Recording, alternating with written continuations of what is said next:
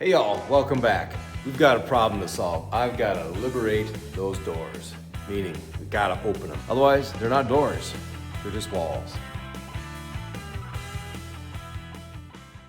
Okay, I'm gonna make some triangular pieces. I'm gonna go 7.5-ish inches long, and then 3/4 wide, and then at my 7.5-inch mark-ish.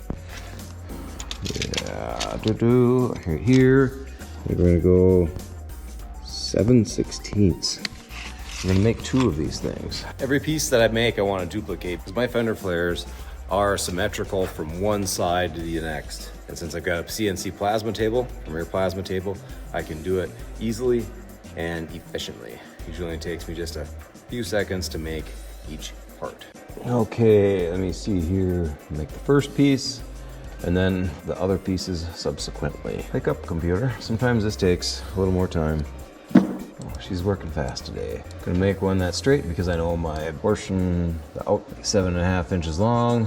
I go with a straight horizontal line because of the way the thing was shaped up in the first place, being on a flat table. 125 and 0.5. Import 4Runner. Flare, oh, door flare right there. Open your eyes, 180 degrees. We're gonna make these babies fit tight.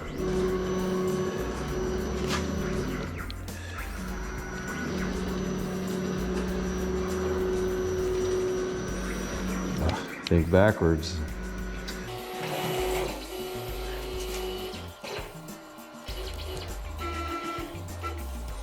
Start cycle.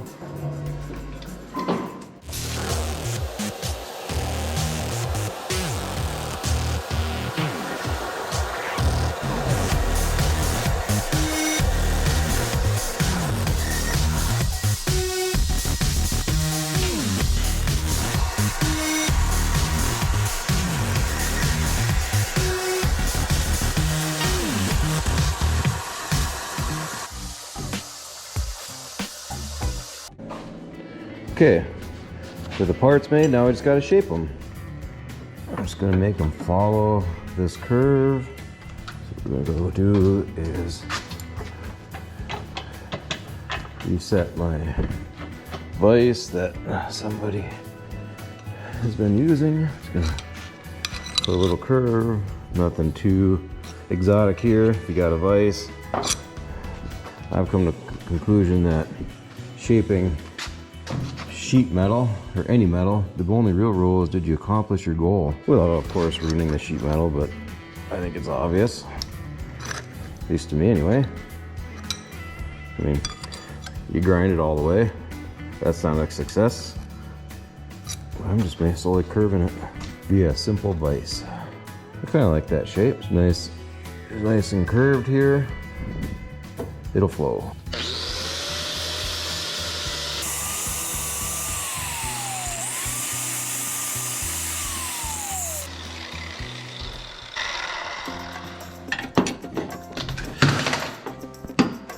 There we go. That's fitting down in there pretty nice. That'll fill in really nice. Sometimes it just takes a little shaping, especially when you're doing stuff like this without it being done via SolidWorks or some sort of 3D scanner.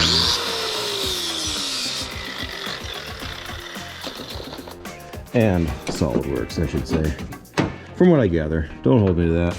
I'm not a SolidWorks guy. I want to learn that. It's my next scope of skills I want to pick up. Because I like challenging myself. Alright.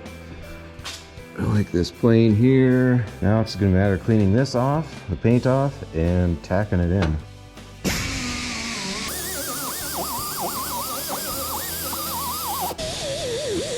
That one's wore out. Okay, with this prepped off, I just stripped it with a Scotch-Brite type pad, or whatever you want to call them. Just a surface prep pad so it didn't gouge any of the metal, just took the paint off. Okay, now that I've got this off, I just gotta dust this down with some weld through primer, but I'm gonna make sure this fits one last time. I like the look of it. Come on, there we go. Oof. Boy, oh boy. That's a bummer for 42 bucks. It dries fast, really fast. Get this baby tacked in, get it lined up. I want to make sure that I'm on the same, these are on the same plane. Yeah, it looks like it. Make sure it's still well grounded. Oop. Not grounded, so we'll hook the ground back up here. And, oh goodness, pick up your feet, Joshua. Crack the valve on the Stargon tank.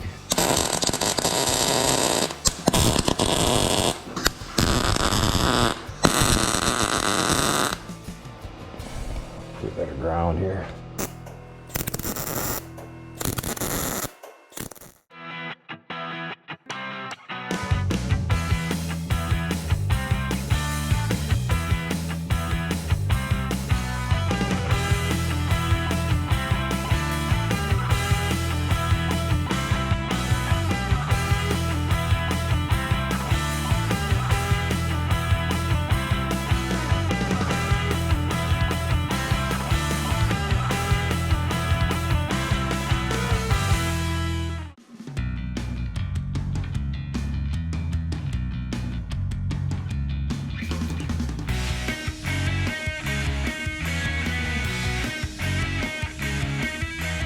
Okay, we've got both sides welded in. Sheet metal close enough, I believe, for finishing sheet metaling body work later. Now I want to try to get this, I gotta get this door shape cut in and figured out so that way we can grab the latch and have the thing open instead of grabbing the latch and having it stay put. Okay, so what I'm gonna do is I want to continue on this line. And I'm just gonna use masking tape here to give me the line that I like.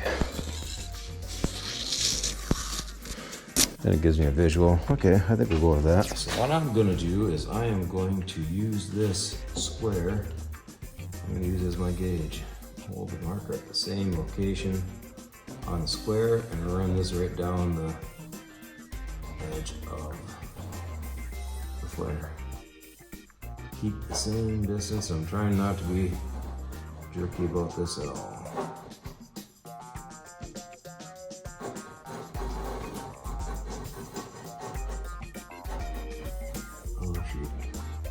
Tire in the way.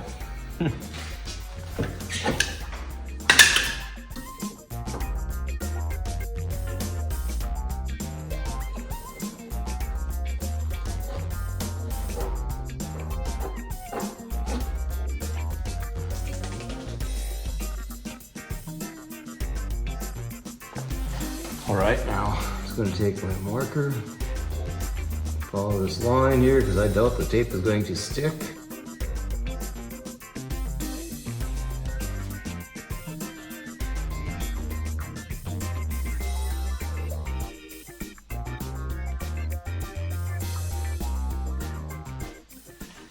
There, here's my door opening. This is what I'm shooting for. We'll end up having to gap this out a little bit more. I'll have to sand it down when all said and done. So this way we got a gap, so it's not just more of a gap, but this 3/16 to 1/4 inch. So that way, moving, flexing, grime, whatnot, can get in there and out of there without scratching and banging things. And also if this chassis flexes at all, keep the paint on this corner and on that corner.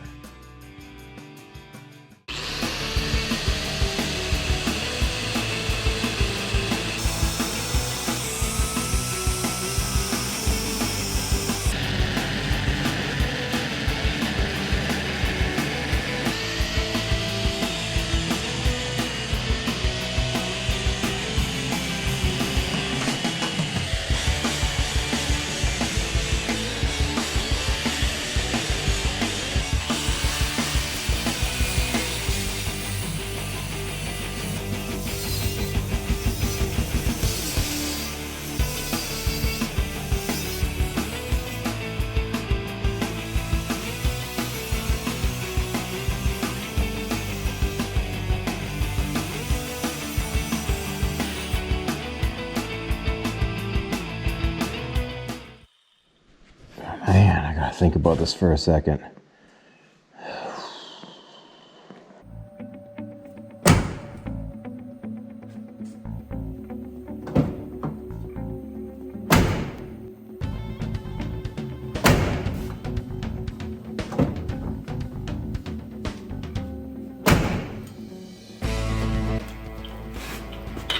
been a long time coming. One step closer to hearing that V8 rumble.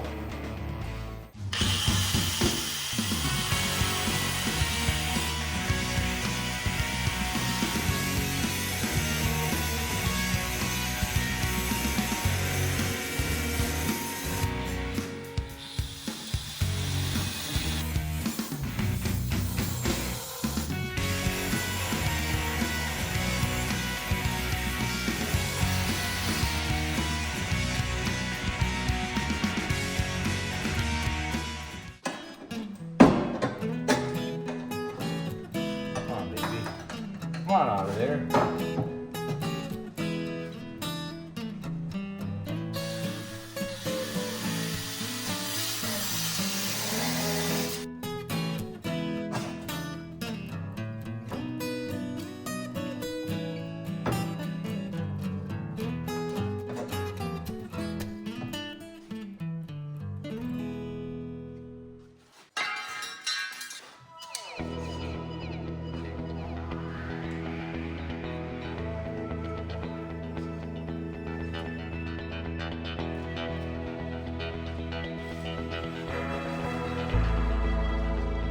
So what I'm thinking here is that if I slice through here, following kind of ish the factory wheel well, I will be able to open the door. I'm gonna have to get through here. This is gonna be ugly because I gotta use my old cruddy plasma cutter because my cutoff wheel isn't gonna get there. But I believe I'll be able to bury anything that's goofy.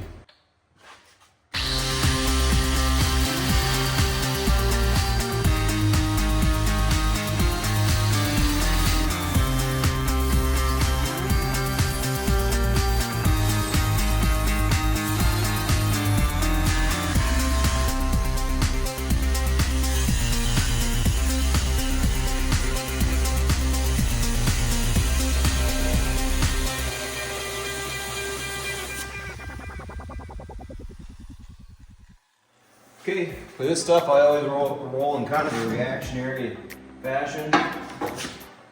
When this thing was cut, it popped out, which didn't surprise me at all because of the amount of tension that was on there from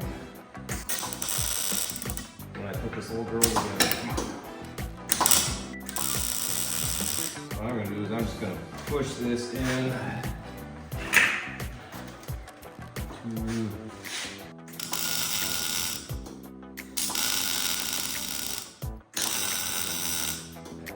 to that for right now. Now we gotta get a piece here.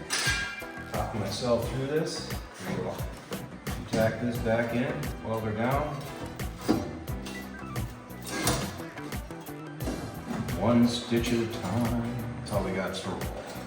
Ooh, we gotta be careful here. It's a good way to get raked open.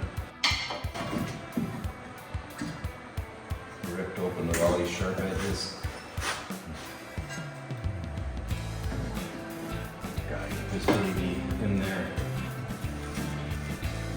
exactly nicely. Oh, that's right. Remember that thing about grounding and not having a hinge in between I had a few weeks ago? Yeah, just forgot to do that there. I'm gonna find my ground and attach it to this piece.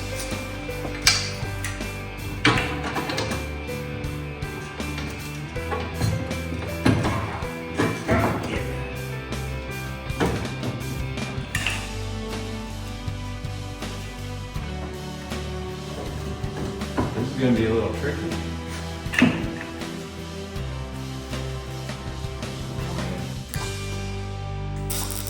Tighten the corner up now.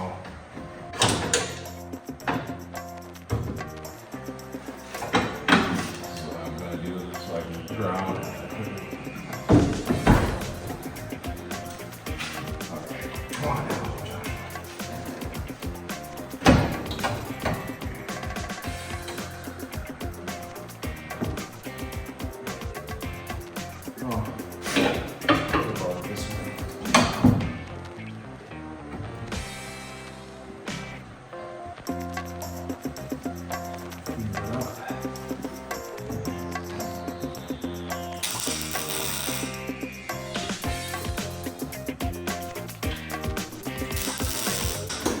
making sure that I got this thing flush where it was.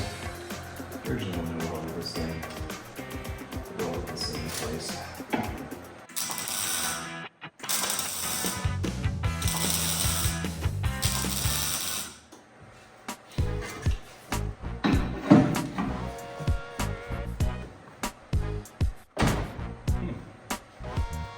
Pretty nice fit. Not much messing around here. Cool.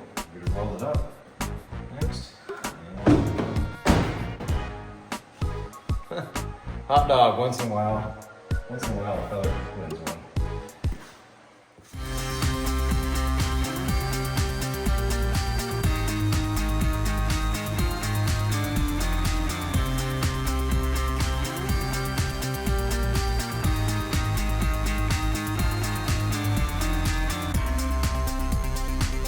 Man, I like the way this thing opens and closes.